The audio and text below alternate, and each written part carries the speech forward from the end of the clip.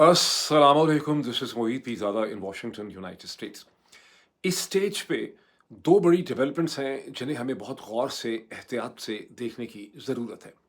एक वो डेवलपमेंट है जहां अमेरिका के सदर डोनाल्ड ट्रंप ने हिंदुस्तान के साथ अपनी ट्रेड डील की कामयाबी का ऐलान कर दिया है। ये वो ट्रेड डील है जो गुज़िश्ता एक बरस से नेगोशिएट हो रही थी, जिसमें बहुत अप एंड डाउन्स आए, लेकिन अब अमेरिका के सदर और हिंदुस्तान के प्राइम मिनिस्टर नरेंद्र मोदी ने यके बाद दीगरे ये ऐलान किया है कि ये ट्रेड डील जो है वो कंक्लूड हो गई।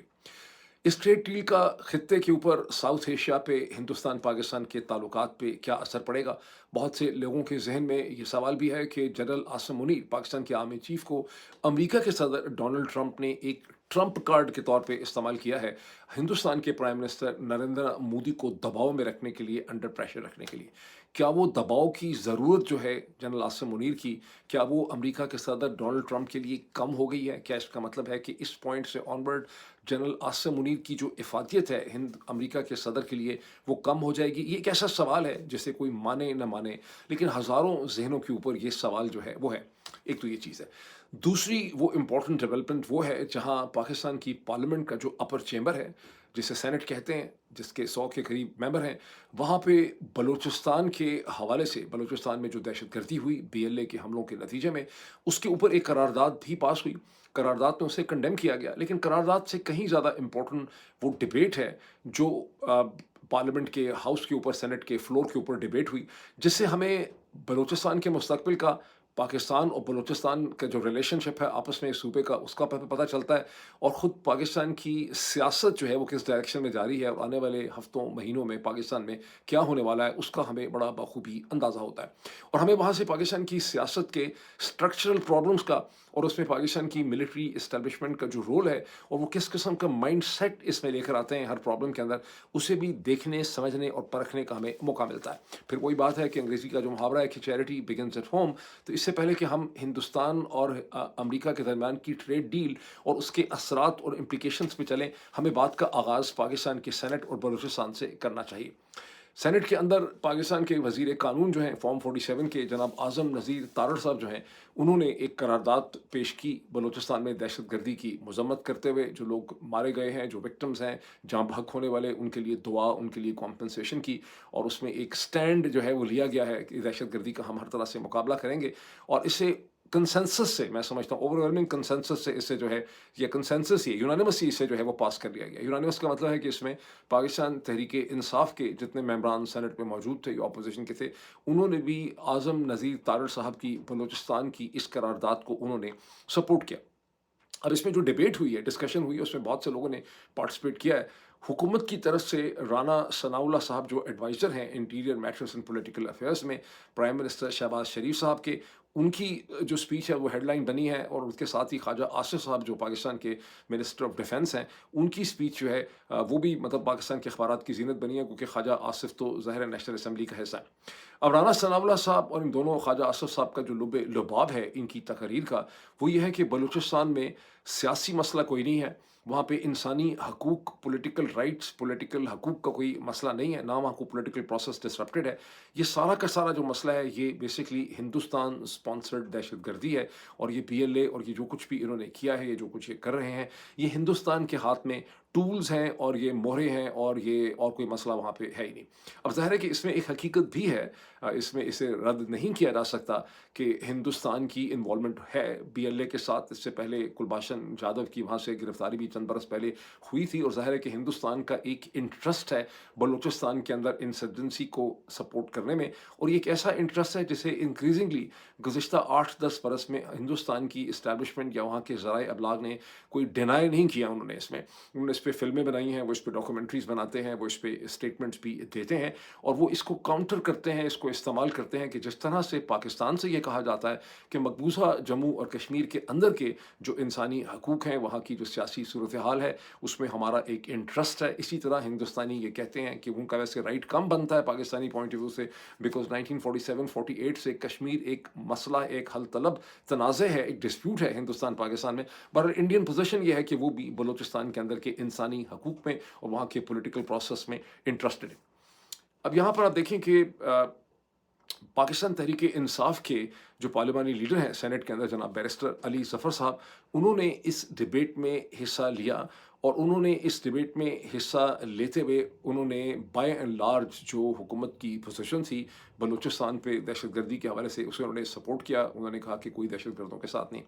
بیرسٹر علی ظفر کی جو اتنی بلیک اینڈ وائٹ قسم کی پوزیشن ہے، یہ لفظ بلیک اینڈ وائٹ کو ذہن میں رکھیں، بڑا امپورٹنٹ لفظ ہے یہاں. یہ جو بلیک اینڈ وائٹ ان کی پوزیشن ہے، اسے آپ سمجھ سکتے ہیں اور ڈیفینڈ کر سکتے ہیں کہ بیرسٹر علی ظفر در حقیقت یہ کہنا چاہ رہے تھے، ثابت کرنا چاہ رہے تھے کہ پاکستان تحریک انصاف کے اوپر یہ الزام لگانا کہ ہم دہشت گردوں کو سپورٹ کرتے ہیں، اس کی کوئی حقیقت نہیں ہے. پاکستان تحریک انصاف ایک مین اسٹریم پارٹی ہے. انہوں نے یہ ضرور اپنے کامنٹس میں کہا کہ عمران خان کو پولیٹیکل پروسیس کا حصہ ہونا چاہیے، ہمیں کوئی حل جو ہے وہ نکالنے کی ضرورت ہے، لیکن کوئی زیادہ انہوں نے بات نہیں کی. بیرسٹر علی ظفر کی جو پوزیشن ہے ایز پارلیمانی لیڈر آف پاکستان تحریک انصاف، وہ پاکستان تحریک انصاف کے لیے ایک بڑی مین اسٹریم، سب سے بڑی سیاسی پارٹی ہم اس کو مانتے ہیں، اس کے حساب سے کوئی بہت باعث فخر یا پرائڈ کا میٹر نہیں ہے، بیکاز یہ بہت ہی کمزور قسم کی پوزیشن ہے ایک بڑی سیاسی جماعت کی جو پورے پاکستان کے مستقبل پہ جسے غور و فکر کرنے کی ضرورت ہے. یعنی بیرسٹر علی ظفر کا سیدھا سیدھا بلوچستان کے مسئلے کو صرف اور صرف ایک دہشت گردی سمجھنا اور اس کے اوپر کوئی بھی ایک شیڈز آف گرے لے کر نہ آ سکنا جو ہے،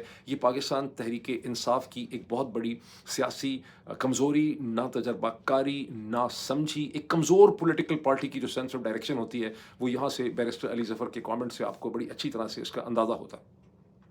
اس کا جو کنٹراسٹ ہمیں نظر آتا ہے سیاسی بصیرت کا، پولیٹیکل ڈیپتھ کا، معاملے کو انڈرسٹینڈ کرنے کا، وہ ہمیں لیڈر آف دی اپوزیشن جو ہیں سینٹ میں جناب علامہ راجہ ناصر عباس صاحب، جنہیں عمران خان نے نامنیٹ کیا تھا 6 مہینے کی تگ و دو اور جھگڑے کے بعد. میرا خیال ہے کہیں 18 یا 16 جنوری کو یوسف رضا گیلانی صاحب نے ان کے نوٹیفیکیشن ایشو کیا، اور اب وہ آفیشلی طور پہ لیڈر آف دی اپوزیشن ہیں پاکستان کی سینٹ میں. راجہ ناصر عباس نے جو کچھ کہا وہ بیرسٹر علی ظفر کا اور پوری حکومت کا بالکل کنٹراسٹ تھا. بدقسمتی سے راجہ ناصر عباس کی جو پولیٹیکل بصیرت، سیاسی بصیرت اور سیاسی سمجھ تھی، وہ اس کا پوری کی پوری سینٹ کے اندر یا پاکستان میں بھی بہت اس کا فقدان ہے، لیکن سینٹ کے اندر اس کی ٹوٹل ایبسنس تھی. انہوں نے کیا کہا؟ راجہ ناصر عباس نے یہ بتانے کی کوشش کی سینٹ کے معزز اراکین کو کہ بلوچستان کی ایک بڑی ڈسٹربڈ سیاسی پولیٹیکل ہسٹری ہے. بلوچستان کے لوگوں کے حقوق کو مسلسل ڈینائی کیا گیا ہے، انہیں پرسیکیوٹ کیا گیا ہے، انہیں برے طریقے سے ٹریٹ کیا گیا ہے. وہاں پر اکنامک انڈر ڈیولپمنٹ ہے، اور انہوں نے کہا کہ ان ایوانوں کے اندر نیشنل اسمبلی اور سینٹ میں بلوچستان کو ریپرزینٹ کرنے کے جو ممبران آتے ہیں، جنہیں بتایا جاتا ہے کہ الیکشن جیت کے آئیں، یہ در حقیقت وہاں کے لوگوں کے جینون ریپرزینٹیو نہیں ہے، اس لیے کہ الیکشن پروسیس جو ہے اسے مینیج کیا جاتا ہے. اگر اس کے غور کیجیے کہ ہندوستان کی جو وفاقی حکومت یونین گورنمنٹ ہے دلی کی، اس نے ہمیشہ مقبوضہ جموں اور کشمیر کے الیکشنز کو، خاص کر کے 1988 کے بعد سے انہوں نے اس کو فورسبلی مینیج کیا ہے، اور انہوں نے کٹ پتلی حکومتیں اپنی مرضی کی بٹھائی ہیں سری نگر کے اندر یا جموں کے اندر، جو عوام کی، جو جموں اور کشمیر، مقبوضہ جموں اور کشمیر کے عوام کی در حقیقت ریپرزنٹیٹیو نہیں ہے، وہ انہوں نے کو بنائی. لیکن ہم اس کو کہتے ہیں کہ وہ مقبوضہ جموں اور کشمیر ہے. جب ہم بلوچستان میں بھی گزشتہ 50 برس سے یہی کام کرتے چلے آ رہے ہیں، تو پھر بلوچستان کو بھی پولیٹیکلی سپیکنگ آپ ایک مقبوضہ بلوچستان ہی سمجھ سکتے ہیں. اور یہ جو گزشتہ 48 گھنٹوں میں ہم نے مظاہرے دیکھے، جو ویڈیوز ایشو ہوئی ہیں ٹویٹر کے اوپر، جس میں ہم دیکھتے ہیں کہ یہ جو حملہ آور ہیں جن کو ہم دہشت گرد سمجھتے ہیں BLA کے، وہ کیسے بلوچ عوام میں گھل مل گئے، لوگوں کو ویلکم کر رہے تھے. نہ لوگوں کو ان کا کوئی خوف تھا، نہ دہشت گردوں کو لوگوں کا کوئی خوف تھا. اس سے پتہ چلتا ہے کہ لوگ کم از کم وہاں کے انہیں دہشت گرد نہیں سمجھتے. ہم اسلام آباد سے اور پنڈی سے بیٹھ کے اپنی سینٹ اور اپنی نیشنل اسمبلی کی پروسیڈنگ میں یا اپنے ویلاگس کے اندر یا ٹی وی پروگرامز میں یا اخباروں کے اداریوں میں ان کو دہشت گرد کہیں، لیکن وہ جس خطے میں اور سرزمین اور ریجن میں ایگزسٹ کرتے ہیں، لوگ وہاں انہیں دہشت گرد نہیں سمجھ رہے، وہ انہیں اپنے ریپرزنٹیٹو سمجھ رہے ہیں. وہ شاید ہو سکتا ہے کہ ان نمائندوں کو جو سینٹ میں اور نیشنل اسمبلی میں بلوچستان سے فیک پروسیس کے ذریعے، فیک الیکٹورل پروسیس کے ذریعے لائے جاتے ہیں، شاید وہ انہیں دہشت گرد یا اپنا دشمن جو ہے وہ سمجھ رہے ہو. یہ وہ ٹریجڈی ہے جس کی طرف راجہ ناصر عباس صاحب نے اس کی نشاندہی کرنے کی کوشش کی. اور یہاں سے آپ کو پتہ چلتا ہے کہ عمران خان نے جب محمود خان اچکزئی کو اور راجہ ناصر عباس کو لیڈر آف دی اپوزیشن چنا اور نامنیٹ کیا نیشنل اسمبلی کے اندر اور سینٹ میں، تو کتنا اس جیل میں بیٹھے ہوئے عمران خان نے، جس کے پاس زیادہ انفارمیشن نہیں آ سکتی باہر سے، اس نے کتنی بصیرت کا اور کتنی سوچ سمجھ کا یہاں پہ مظاہرہ کیا. راجہ ناصر عباس نے سینٹ کو یہ بتانے کی کوشش کی کہ گزشتہ 2 برس میں ایک سے زیادہ دفعہ بلوچستان کے لوگ جو ہیں مہرنگ بلوچ بہت سے لوگ اور ایکٹیوسٹ اور ہیومن رائٹ مسنگ پرسنس کے حوالے سے بلوچستان کے لوگوں کے حقوق کے حوالے سے بہت لمبا مارچ کر کے اسلام آباد پہنچے. انہوں نے یہاں پہ دھرنے دیے, انہیں بری طرح سے ٹریٹ کیا گیا, ان کی کوئی سنوائی نہیں ہوئی, انہیں کو ٹھیک طرح سے سنا نہیں گیا. لیکن جس طرح کا مائنڈ سیٹ تھا پاکستان کی سینٹ میں, یہ تمام باتیں راجہ ناصر عباس کی دے فیل آن ڈیف ایئرز, کی گنگے بہرے تھے, کسی کو ان کی بات جو ہے وہ سمجھ نہیں آئی. اب یہ مائنڈ سیٹ بنیادی طور پہ ہے کیا جو آپ نے جس کا سینٹ کے اندر ڈسپلے دیکھا ہے؟ یہ ایکچولی ایک ملٹری مائنڈ سیٹ ہے جس میں, اور میں ملٹری مائنڈ سیٹ کو ایکسپلین کرنا چاہتا ہوں, بہت دفعہ میں نے پہلے بھی کیا ہے لیکن لوگ اس کو ٹھیک طرح سے انڈرسٹینڈ نہیں کر سکتے, اور یہ اس کے ریزنز بھی ہیں کہ ملٹری مائنڈ سیٹ ایسا کیوں ہوتا ہے. ملٹری مائنڈ سیٹ ایک لینئر مائنڈ سیٹ ہے جو ایک اسٹریٹ لائن کے اندر چلتا ہے, اور جس میں ایک ہائرارکی سے آرڈرز یا کمیونیکیشن لیے جاتے ہیں, اور آرڈرز ٹاپ سے آتے ہیں, from the top to the bottom. جب آرڈر ٹاپ سے ایشو ہوتے ہیں تو اس کی سائڈ میں, مڈل میں, نیچے انہیں ڈس اوبے کرنے کا, ریجیکٹ کرنے کا, یا ان کے اوپر سوچ بچار کرنے کا کہ آرڈر صحیح ہے یا نہیں, اس کی کوئی گنجائش جو ہے وہ نہیں ہوتی. ایک دن پہلے میں نے آپ سے ذکر کیا تھا کہ پاکستان تحریک انصاف کا ایک ورچوئل جلسہ تھا جیسے علی ملک صاحب دبئی سے اور جبران الیاس صاحب شکاگو سے مینیج سے کر رہے تھے. اس میں نے پارٹیسپیٹ کیا, تقریباً 1 گھنٹے سے زیادہ میں اس میں تھا. اس میں عمران ریاض صاحب بھی تھے, صابر شاکر بھی تھے, اس میں سبی کاظمی نے بھی پارٹیسپیٹ کیا, اس میں علینا شکری نے پارٹیسپیٹ کیا, اس میں اور بہت سے لوگوں نے پارٹیسپیٹ کیا, اس میں صدیق جان صاحب نے پارٹیسپیٹ کیا. میں نے جب اس سے پارٹیسپیٹ کیا تو وہاں بڑی دیر تک یہ ڈسکشن بھی ہوتی رہی کہ ساری کی ساری فوج جو ہے, جو پاکستان میں جو کچھ ہو رہا ہے, پوری کی پوری فوج جو ہے من حاصل قوم, یعنی 7-7.5 لاکھ کی جو فوج ہے وہ اس کے لیے رسپانسبل ہے. یہ صرف اس ورچوئل جلسے کے اندر بات نہیں ہوئی. جس دن فرسٹ پاکستان گلوبل نے سینٹ کے اندر اپنا ایک بریفنگ کی تھی ٹرانسنیشنل ریپریشن میں, اس کے بعد میرا خیال ہے 2 درجن سے زیادہ لوگ جو ہیں وہ ایک لنچ پہ اکٹھے ہوئے وہاں سے نکل کے. وہاں پر بھی مسلسل یہی بات ہو رہی تھی. وہاں پر بھی میں نے انہیں جو سمجھانے کی کوشش کی وہ وہی چیز تھی جو میں نے ورچوئل جلسہ کے اندر کی. اور لوگ جب اس کو مجھے سنتے ہیں تو وہ سمجھتے ہیں شاید میں ملٹری کے ساتھ میری کوئی ڈیل ہو رہی ہے, یہ میرے کو ان کے ساتھ بہتر تعلقات ہو رہے ہیں, یہ ہیں, یہ اندر سے میں ان کے ساتھ ہوں. لوگ سمجھ نہیں سکتے, مطلب ایک چونکہ مائنڈ ایسا بلیک اینڈ وائٹ بنا دیا گیا ہے جس میں شیڈز وغیرہ ایگزسٹ نہیں کرتے, اس لیے لوگوں کو بات سمجھ نہیں آتی. پرابلم ملٹری مائنڈ سیٹ کا کیا ہے جو میں نے سمجھانے کی کوشش کی کہ ملٹری ایک ایسی ہائرارکی ہے جس کو جنگ کے لیے کریٹ کیا گیا ہے. جب آپ نے جنگ کے لیے ایک ایڈمنسٹریٹو اسٹرکچر کریٹ کیا ہے تو آپ کو جنگ کا جو وار آپریشنز ہوتے ہیں اس میں آپ کو ایفیشنسی چاہیے, افیکٹونیس چاہیے, اس میں جو کمیونیکیشن اور آرڈر پاس کیے جاتے ہیں ان کو فوری طور پہ ماننا ہوتا ہے, اس پہ چونچا نہیں کرنی ہوتی, اس میں سائڈ ویز ایشوز نہیں کریٹ کیے جا سکتے کہ یہ بات صحیح ہے یہ نہیں, بیکاز اس میں آپ کو ایک کوئکنس چاہیے, آپ کو اس میں الیکٹریٹی چاہیے, آپ کو اس میں ایک ایفیشنسی چاہیے, آپ کو اس میں فوری طور پہ امپلیمنٹیشن چاہیے. تو آپ کو ٹرک تو فوری طور پہ موو کرنے ہیں, ٹینک آگے چلانے ہیں, صبح 6 بجے آپ کو فائر کھولنا ہے, فوری طور پہ آپ کو فائر کا جواب دینا ہے, آپ نے برج بنانے ہیں, آپ کو اس میں آگے پیچھے اللہ تلے جو ہیں وہ نہیں کرنے, آپ اس میں ڈس اوبے نہیں کر سکتے. تو اس حد تک یہ جو ملٹری مائنڈ ہے, اور یہ ویسٹرن جو لیٹسٹ ملٹری امریکہ کی ملٹری, وہاں پر بھی یہی ہے کہ ظاہر ہے کہ آپ ملٹری کے آرڈرز جو اوپر سے آئیں گے ملٹری کے ٹاپ سے, یا ایون پریزیڈنٹ جو ملٹری کو آرڈرز دیتا ہے اس کو آپ ڈس اوبے نہیں کر سکتے. لیکن پاکستان کا پرابلم بڑا ڈفرینٹ ہے. پاکستان کا پرابلم یہ ہے کہ پاکستان کی جو فوج ہے, جو آرمی ہے, وہ جنگ نہیں لڑ رہی ہے ہندوستان کے خلاف یا دشمن کے خلاف, وہ بنیادی طور پہ پاکستان کو گورن کر رہی ہے, وہ پاکستان کا سارا پولیٹیکل پروسیس چلا رہی ہے, وہ پاکستان کی سیاسی جماعتوں کو مینیج کر رہی ہے, وہ پاکستان کے میڈیا کو مینیج کر رہی ہے, وہ پاکستان کی جوڈیشری کو مینیج کر رہی ہے, وہ پاکستان کے سوشل میڈیا کو مینیج کر رہی ہے, وہ پاکستان کی انفارمیشن ایکو اسپیس کو چلا رہی ہے, وہ ڈان اخبار اور ٹریبیون اخبار کے اندر اپنی مرضی کے اداریے لکھا رہی ہے, وہ پاکستان کی فورن پالیسی چلا رہی ہے, وہ پاکستان کے سوشل معاملات چلا رہی ہے, جس کے اندر یہ جو ملٹری مائنڈ سیٹ ہے جو جنگ کے لیے بہت زیادہ کارآمد مفید ہے, جس کے لیے بنا ہے, یہ سیاست کو اور معاشرے کو چلانے کے لیے اور سول سوسائٹی کو رن کرنے کے لیے, اور اس کے معاملات, اس کے تنازع, اس کے ڈسپیوٹس جیسے کہ بلوچستان میں ہمارے سامنے ہیں. سیپریٹزم کی ڈیزائر کوئی ایسی چیز نہیں ہے. دنیا کے 180 ممالک میں سے 150 ممالک جو ہیں وہاں پہ سیپریٹسٹ موومنٹس ہی چل رہی ہیں, وہاں پہ ڈفرینٹ ریجنز, پروونسز, اسٹیٹس جو ہیں وہ اسی قسم کی باتیں کرتی ہیں. یہ کوئی ایسی چیز نہیں ہے جس کے اوپر اس طرح سے ریئیکٹ کیا جائے جس طرح سے پاکستان نے گزشتہ 70-80 برس کی تاریخ میں پہلے فارمر ایسٹ پاکستان میں کیا ہے, پھر پاکستان نے بلوچستان کے اندر کیا ہے، اور اب فاٹا کے اندر تو سیپریٹزم ہے بھی نہیں، وہ تو اپنا ایک الگ نظام مانگتے ہیں، وہ ایک اسلامک نظام کی بات کرتے ہیں۔ وہاں پر بھی یہ ملٹری مائنڈ جس طرح سے ریئیکٹ کر رہا ہے، یہ اس لیے ریئیکٹ کر رہا ہے کہ یہ بدقسمتی سے ایک ایسی سچویشن میں اس ملٹری مائنڈ نے اپنے آپ کو پھنسا دیا ہے جس سچویشن کے لیے یہ کریٹ کیا نہیں گیا ہے۔ یہ سول میٹرز کو، پولیٹیکل میٹرز کو، سوسائٹل اینڈ معاشرتی معاملات کو سیٹل کرنے کے لیے ملٹری مائنڈ بنا نہیں۔ اب پاکستان کا ایڈیشنل پرابلم دیکھیں کیا ہے، کیوں یہ پرابلم سینٹ کے اندر بھی آپ کو، میڈیا کے اندر بھی نظر آتا ہے، آدھے سے زیادہ آپ کے اینکر سارے ایسے ہی بیہیو کرتے ہیں جیسے وہ کرنل ہے۔ اس کی وجہ کیا ہے؟ اس کی وجہ یہ ہے کہ جب فوجی افسر ریٹائر ہوتے ہیں میجر کی لیول پہ، بہت زیادہ ریٹائر ہوتے ہیں، پھر کرنل ریٹائر ہوتے ہیں، بریگیڈیئر ریٹائر ہوتے ہیں، پھر جنرل صاحب ریٹائر ہوتے ہیں۔ جنرل تو خیر بالکل ہی آسمان کی بلا ہے، وہ تو بہت بڑی چیز ہوتی، لیکن جہاں کہیں بھی ایک کرنل بریگیڈیئر کسی شہر میں، ٹاؤن میں، قصبے میں، جہلم میں، دینا میں، پونیا میں، کہیں پر بھی ایگزسٹ کرتا ہے، لاہور میں، کراچی میں، حیدرآباد میں ایگزسٹ کرتا ہے، اس کو اس کے محلے میں، اس کنبے میں، برادری کے اندر، اس جگہ کے اندر جو اس کی لوکیشن ہوتی ہے، اور پھر وہ ٹیلی ویژن پہ آ کے بیٹھتے ہیں، وہ اخباروں میں کالم لکھتے ہیں، انہیں تھاٹ لیڈر سمجھا جاتا ہے۔ عام آدمی کے ذہن میں یہ بات ہے کہ یہ پڑھے لکھے لوگ ہیں، ہوتے بھی پڑھے لکھے ہیں لیکن ایک مخصوص طریقے کے، لیکن لوگ سمجھتے ہیں کہ یہ ان کی جو اوپینینز ہیں یہ بڑی میٹر کرتی ہیں، یہ پڑھے لکھے لوگ ہیں، یہ سمجھدار لوگ ہیں، اور ان کو فاؤنٹینز آف وزڈم اور تھاٹ سمجھا جاتا ہے۔ ان فیکٹ اگر ان کی کوئی ہیومن ریسورس اپلیکیشن ہے تو وہ ایڈمنسٹریٹو میٹرز میں ہو سکتی ہے۔ بہت سی کمپنیز ریٹائرڈ فوجی افسران کو ایڈمنسٹریٹو میٹرز میں، transport, logistic, security, communication, business matters, better finance, discipline رکھنے کے لیے ان کو استعمال کرتی ہے، اور وہاں پر واقعی ہی وہ بڑا اچھا کنٹریبیوٹ کرتے ہیں۔ ریٹائرڈ فوجی افسران نے بڑی کامیاب ریئل اسٹیٹ فرمز اور کمپنیز بھی بنائی ہیں، بیکاز وہاں پر یہی کمیونیکیشن، ایڈمنسٹریشن، ریکارڈ اور بیسک کمیونیکیشن کی سکلز کی ضرورت ہوتی ہے۔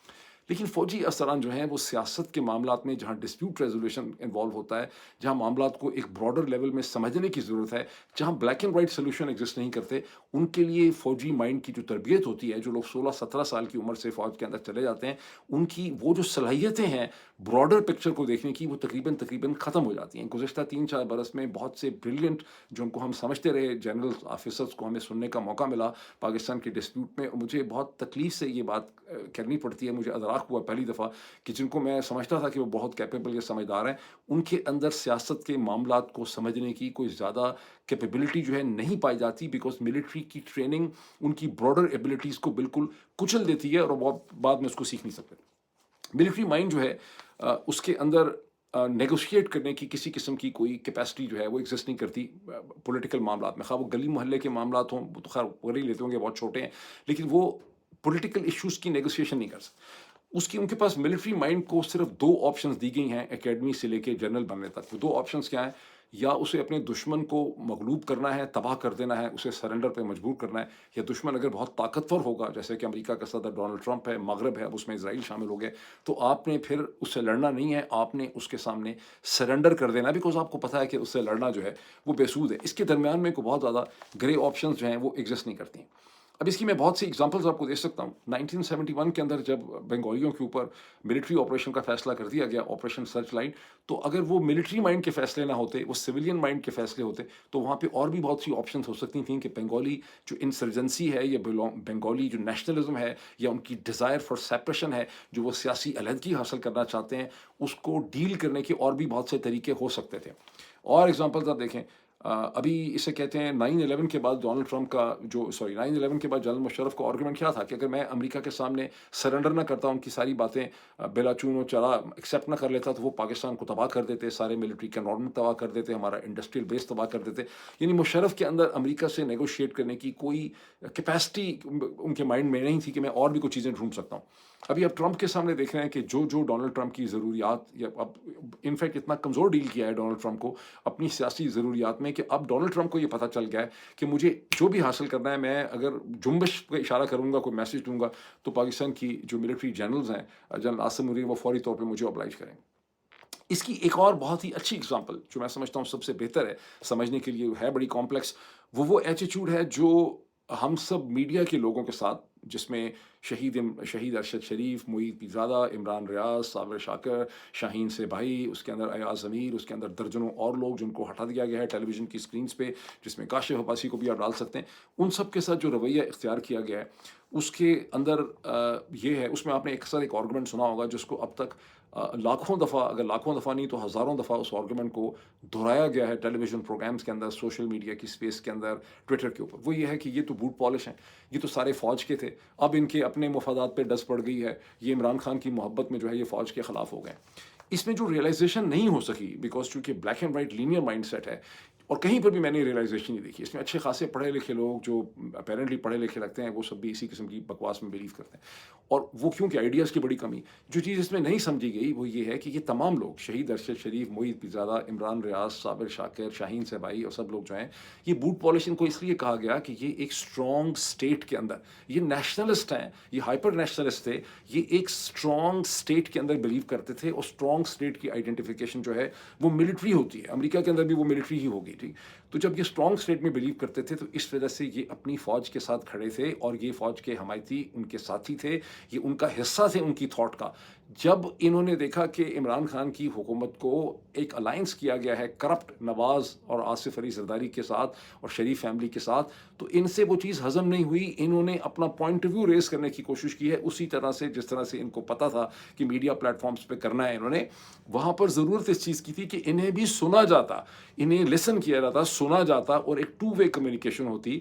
कि ये हमारे हमायती और हमारे साथी जो 20 साल से हमारे साथ खड़े थे, ये किस वजह से शोर मचा रहे हैं। लेकिन चूंकि मिलिट्री माइंडसेट के अंदर टू वे कम्युनिकेशन नहीं है। टू वे कम्युनिकेशन तो ये होगी कि कर्नल्स और ब्रिगेडियर्स भी अपना पॉइंट ऑफ व्यू जो है वो ऊपर भेज सकें, आर्मी चीफ तक या जीएचक्यू तक। लेकिन झूठ तो ये बोला गया कि टू वे कम्युनिकेशन होती है, चीफ सुनता है, जनरल सुनता है। असल में मिलिट्री इस्टेब्लिशमेंट में और स्ट्रक्चर के अंदर टू वे कम्युनिकेशन नहीं होती है। ये वो झूठ और मफरूज़ा था जो सुनाया गया। अब इसका टोटल रिजल्ट जो है क्या निकलने वाला है?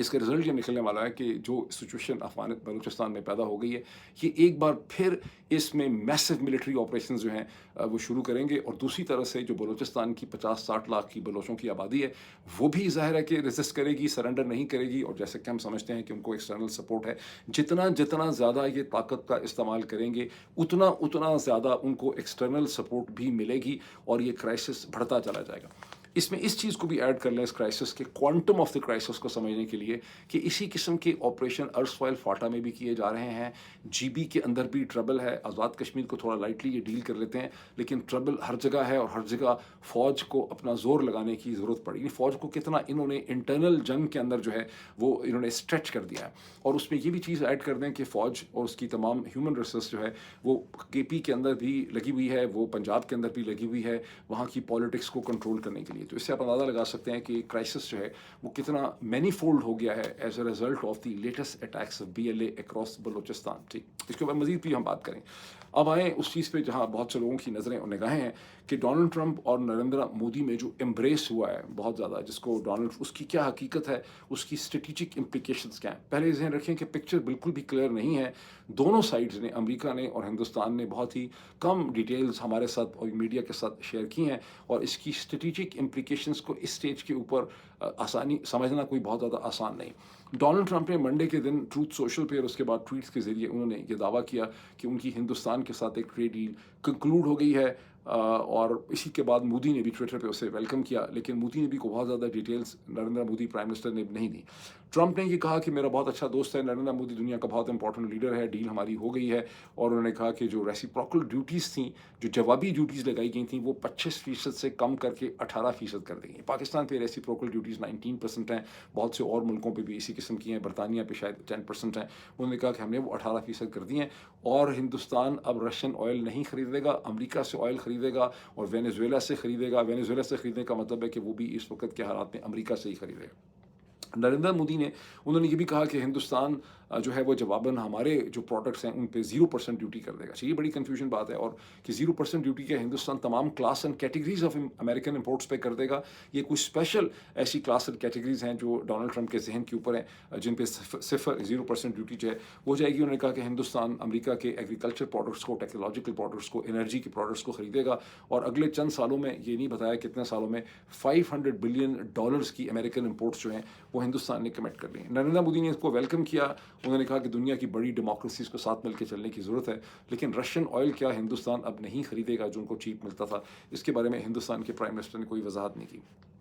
यहाँ पर एक कन्फ्यूजन पैदा हो गई है बहुत बड़ी, वो ये है कि रेसिप्रोकल ड्यूटीज़ जो हैं 25%, इसके अलावा भी हिंदुस्तान पे रशियन ऑयल के हवाले से 25% ड्यूटीज़ थी और सम टोटल ड्यूटीज़ 50% थी। अब यहाँ पे इस वक्त ये क्लियर नहीं है 100%, वैसे तो लग रहा है कि शायद ये सब कुछ अब 18% ही हो गया है और अमेरिका ने रशिया के हवाले से जो ड्यूटीज़ लगाई हुई थी वो भी वापस इस स्टेज पे विड्रॉ कर ली हैं, लेकिन ये अभी ब्लैक एंड वाइट में क्लियर नहीं है। सो कन्फ्यूजन ये है कि अगर रशियन ड्यूटीज़ एग्जिस्ट करती हैं और अभी हिंदुस्तान कुछ अरसे तक रशियन ऑयल ख़रीदता रहता है या उससे नहीं बाज आता, तो फिर 25% प्लस 18% का तो मतलब बन जाएगा तकरीबन 43%। तो अब बाद में 43% पे ठहरा है, ये मामला 18% पे ठहरा है। ये वो चीज़ है जो इस स्टेज के ऊपर 100% क्लियर नहीं है, लेकिन मेरी अंडरस्टैंडिंग है कि मामला 18% पे ही जाके ठहर रहा है और हिंदुस्तान को एक छूट दे दी गई है। वो कुछ अरसे में रशियन तेल जो पहले ही उन्होंने ख़रीदना खासा कम कर दिया था 2025 में, अब वो आहिस्ता आहिस्ता उसको बिल्कुल लेना जो है वो कम कर देंगे। लेकिन हिंदुस्तान के लिए चैलेंज ये है, नरेंद्र मोदी के लिए, कि ना सिर्फ उनकी जो कांग्रेस की ऑपोजिशन है बल्कि हर तरह की जो ऑपोजिशन हिंदुस्तान में एग्जिस्ट करती है, ये हिंदुस्तान की एक नेशनलिस्ट फीलिंग है, वहाँ पर नरेंद्र मोदी के इस फैसले को एक टोटल सरेंडर और शिकस्त के तौर पर ताबीर किया जा रहा है और वो समझते हैं कि इससे पहले हिंदुस्तान के किसी प्राइम मिनिस्टर ने, खास करके नरेंद्र मोदी ने तो अपने आप को एक बहुत ही मजबूत सॉवरन प्राइम मिनिस्टर के तौर पर प्रेजेंट किया था। तो ये डील जिसमें कि हिंदुस्तान अपनी ऑप्शंस को कट करता है, रशिया से तेल नहीं खरीद सकता है, हिंदुस्तान 0% ड्यूटी लेगा, अमेरिका 18% रेसिप्रोकल ड्यूटीज़ लेगा, ये सब चीज़ें वहाँ पर